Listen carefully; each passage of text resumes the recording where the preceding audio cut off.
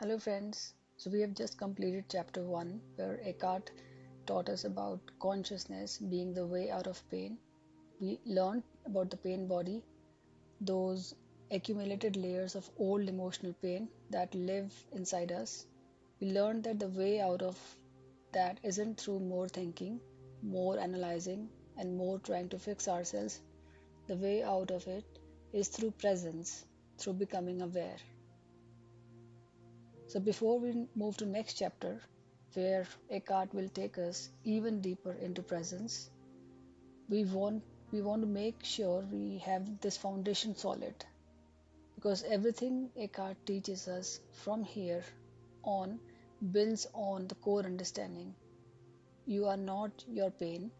You are the awareness that notices the pain. And when you stop running from discomfort and simply allow it to be there with relaxed awareness, something shifts. The pain begins to dissolve on its own. So think of this video as a practical companion to what we have been learning. It's the same truth, just explained from a slightly different angle. And sometimes hearing the same truth is in new words is exactly what we need for it to really click. So this teaching is from another author called Michael Singer, which is kind of complementary to what Eckhart teaches. So they both of kind of go hand in hand. Okay, so let's begin. So most of us wake up every single day with a hidden belief running in the background of our minds. I am not okay right now. It's not something we say out loud. We might not even know it's there. But if you watch your behavior closely, you'll notice that almost everything you do during the day is an attempt to become okay. You want the right job so you can feel okay. You want people to like you so you can feel okay. You want to fix your appearance, your bank account, your relationship status, all so you can finally arrive at okay. So when you look at your life, you have ambitions. You want to get married, earn more money, buy a house, travel to beautiful places, achieve recognition at work. On the surface, these seem like normal, healthy goals. But if you're honest with yourself, there's usually a hidden motivation underneath. You are not just wanting these things for their own sake, you're wanting them because you believe they'll finally make you feel whole. A band-aid is something you put over a wound to protect it while it heals. But imagine if instead of letting the wound heal, you just keep putting more and more band-aids over it. Your relationship is a band-aid covering your loneliness. Your career success is a band-aid covering your insecurity. Your social status is a band-aid covering your fear of not being good enough. The problem is that band-aids don't heal wounds. They just hide them. And when the band-aid falls off, the wound is still there, exactly as it was before. This is why when your relationships hit a rough patch, you suddenly feel intensely alone again. When your job becomes stressful, you feel worthless again. The original wound never went away anywhere. So life becomes a collection of band-aids. And then imagine there's a fire burning in your basement. Smoke starts coming up through the floorboards into your living room. So what do most people do? They open the windows, they turn on fan, they buy air fresheners, they do everything possible to deal with the smoke. But they never go down to the basement to put out the fire. The fire is the core belief that I am not okay. And the smoke is all the uncomfortable feelings that come from that belief: anxiety, loneliness, anger, jealousy, fear. So, a, sh- a paradigm shift means a complete change in how you see the world. Up till now, you have been asking one question: what do I do to fix this? Your boss is just difficult, so you ask, how do I deal with my boss? You feel insecure, so you ask, how do I build confidence? The spiritual paradigm shift is asking a completely different question: why am I not okay in the first place? So we investigate the root cause, we look inwards. So your natural state is not anxiety, fear, or sadness. The natural state is actually overwhelming joy, love, and peace. You might find this hard to believe, but you have felt stressed and worried for so long that it seems normal now. But that's not who you really are. That's just what's covering who you really are. So why we can't feel our natural state? Because we do not feel it because you have stored repressed energy. It's called some samskaras from the past. So it's the same thing. Blockage past from the past is called samskara, an old impression or emotion that you refuse to process when it happened, now stored physically as potential energy. So now, separating the witness from the wound. So it might sound abstract or not clear, but it's incredibly practical. When you step back and notice your emotions instead of becoming them, something amazing happens. The emotions lose their power. Is that what we discussed yesterday also? So emotions lose their power when we become observer and observe them non-judgmentally. So the emotions lose their power to control you. You don't have to run away from them. You don't have to obey them. You can just watch them, like watching clouds pass across the sky. It's exactly like you as audience watching a scary movie. The real you is watching from a safe distance. So in the same way, you are not the blockage. You are the one noticing the blockage. So behind the blockage is the energy of ecstasy, of happiness, of joy.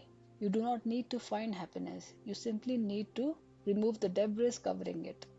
So when the blockage gets triggered, when you feel jealous, self-conscious, anxious, or angry, you have a choice. Most people immediately try to make the feeling go away. How? They distract themselves. They blame someone else, but they take action to fix the situation. But all of that is just feeding the blockage, making it stronger, giving it more energy. The vicious cycle that we discussed yesterday. So imagine you have a pimple on your face and you feel self-conscious about it. So the avoidance path is to stay home, hide your face, obsess about it, or get angry at yourself. But the spiritual path is to feel the discomfort of being seen with the pimple and stay relaxed anyway. You notice, I feel self-conscious. You stop trying to hide or fix it in the moment. You release by relaxing your shoulders, taking a breath and letting the discomfort just be there without making it mean something terrible about you. So again, lean away from the noise of the thoughts, relax your shoulders, relax your heart. So these are the practical steps. So this is what Eckhart says in Power of Now is how do we do that? By feeling the inner body. by feeling our hands. Take all the attention towards feeling the inner body, the tingling sensations in the hand, let's say, what's going on in the heart. Try to feel that. So try to feel whatever is going in the body. And in the same way, Michael Singer is saying, lean away from the noise, relax your shoulders, relax your heart. Just relax, relax, relax. So the same example again. If there is a fire in your basement, you would want to put it out. You can't just stand upstairs and hope it goes away. You have to walk down the stairs through the smoke and face the fire directly. It will be very uncomfortable.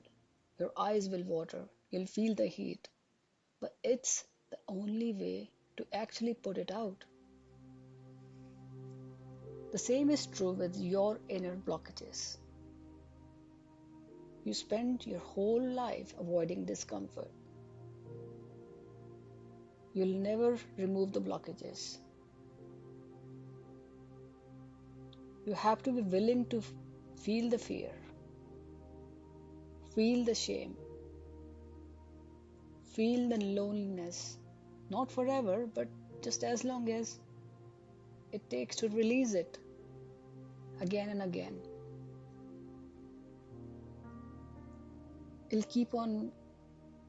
The intensity of the feeling will keep on becoming less and less at every practice, after every practice.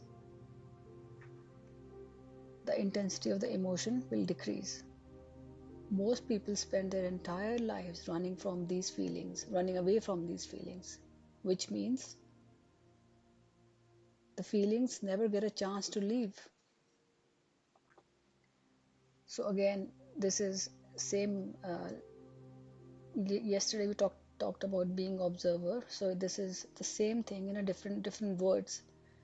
If you observe the discomfort objectively, like witness consciousness, the energy releases. But if you avoid it, it stays there forever and becomes samskara, a blockage, and it keeps on getting deeper and deeper if we keep on avoiding it. So the trap of spiritual escapism: do not use meditation or yoga as new band-aid. If we go on a retreat just to get away from your stress, you're avoiding, not solving it. So we can't say that I'm so stressed, I had so much work this last 3 months, now I want to go and meditate and run away from all the stress. But your work isn't the retreat. Your work is what happens when you come back and get triggered. So we go to retreat, we do meditation to relax and recharge so that we can come back and face our blockages again. So we have renewed energy to face those blockages and to slowly release them. So this inner work is the only way to get rid of the blockages. So we can't say, I can't handle my blockages, so I'll just go into a meditative state to avoid feeling them. This is a dead end. So now we might ask the questions, say so many blockages, there's so many emotions, so which blockage do I handle first?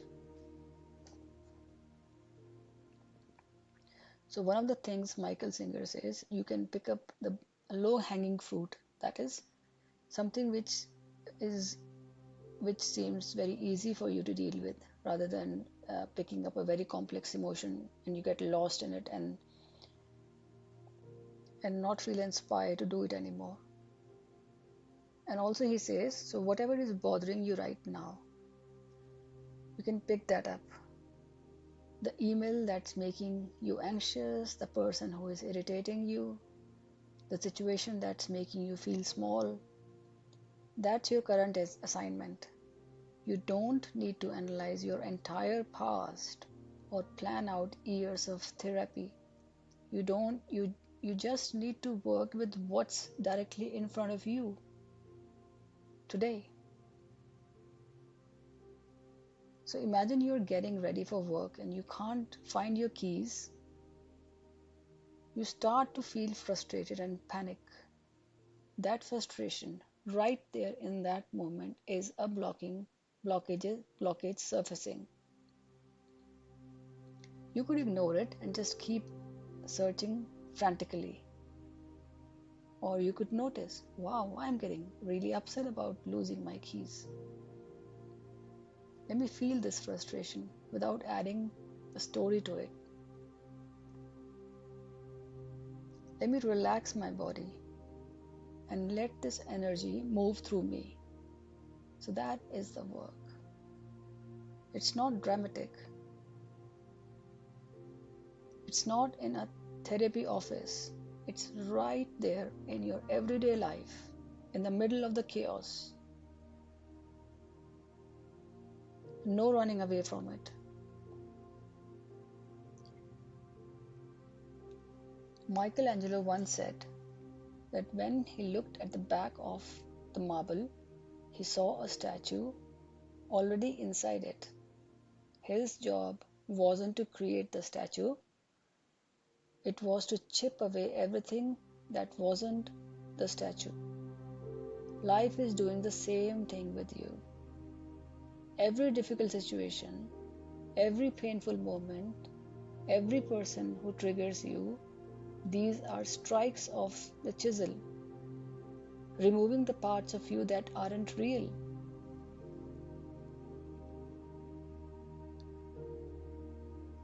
When you understand this, everything changes. You stop seeing life as your enemy. You start seeing that every challenge is actually helping you become free. When your relationship ends, when you lose your job, when someone betrays you, it's painful. But life is removing the attachments, false beliefs, and dependencies that were keeping you stuck.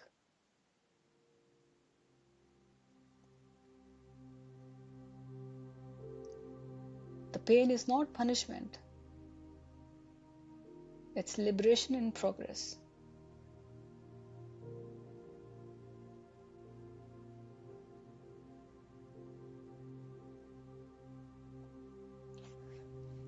So you have a new full-time job.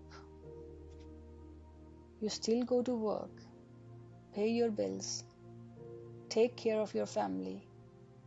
But underneath all of that, there's a deeper process is happening. You are at a meeting and someone criticizes your idea. A blockage gets hit. You feel defensive. Instead of arguing or shutting down, you notice the feeling. Relax your body and let it pass through. That is your real work.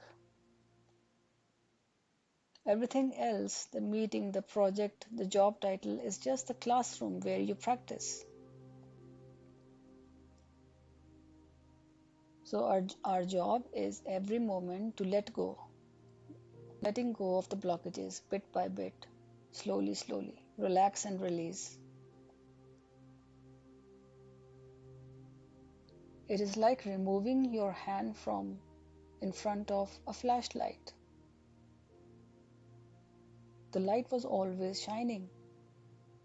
You just couldn't see it because your hand was in the way. When the blockages are slowly, slowly gone, you don't experience a new feeling, you experience the absence of struggle. And in that absence, what remains is overwhelming love, energy, and peace. Not because you created it, but because you stopped covering it up. The entire spiritual path can be summed up in one sentence. Stop resisting. You don't need to find God. Create happiness. or achieve enlightenment. You just need to stop fighting against the reality that is trying to set you free. Life is already doing all the work. Life is already doing all the work. Your job is simply to surrender to it instead of pushing against it. So every time you relax into the discomfort, instead of running away from it, you are surrendering. Every time you let someone else have the last word, you are surrendering. Every time you feel fear but don't let it control your actions, you are surrendering. Every time you feel anger but don't let it control your actions, you are surrendering. Every time you feel jealousy but don't let it control your actions, you are surrendering. This is not weakness. This is the most powerful choice you can ever make. Trusting that life knows what it's doing, even when it's very uncomfortable. Imagine you're learning to float in water. The natural instinct when you first try is to panic and and move your arms frantically, trying to control your body, but that's exactly what makes you sink. The secret to floating is doing the opposite. Relaxing completely, trusting the water to hold you. The moment you stop resisting, you float effortlessly. Life is the same way. The moment you stop resisting what's happening, you begin to flow.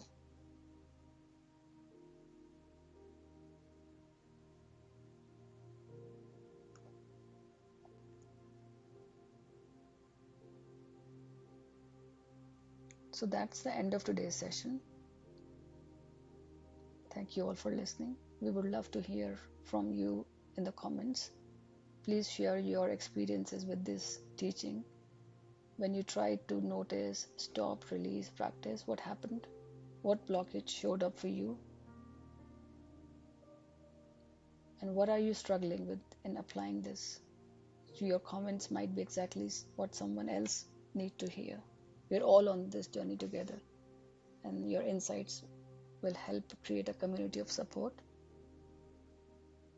And if the video helped you, please like it, share it with your friends and family who might benefit from it. And please subscribe so you don't miss chapter 2 of Power of Now will start tomorrow. Have a wonderful rest of the day. Thank you very much.